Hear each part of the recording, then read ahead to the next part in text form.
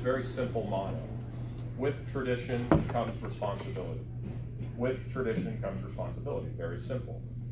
Well, I believe that we are the inheritors in this room of the most incredible tradition of all time, and that's the American tradition. The tradition that believes that our rights come from God. The tradition that believes that life begins at conception. The tradition that believes that all men and women are created equal, that we are endowed by our Creator with unalienable rights.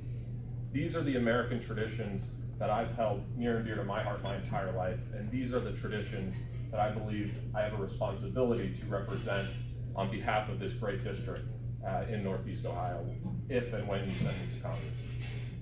I am pro-life. I'm a family doctor. I have delivered 230 babies, far less than an obstetrician.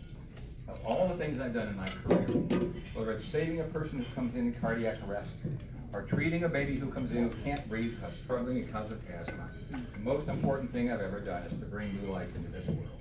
I am passionately pro-life, and I will fight for that cause and for all of you.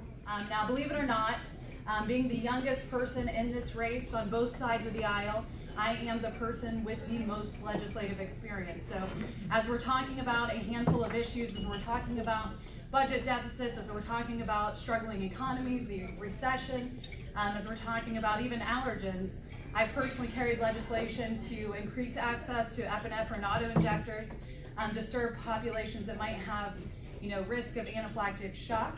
As we talk about the pro-life movement, I personally championed the Fetal Heartbeat Protection Act in the state of Ohio, and I believe that's why we are now experiencing the endorsement of the largest pro-life organization in the United States.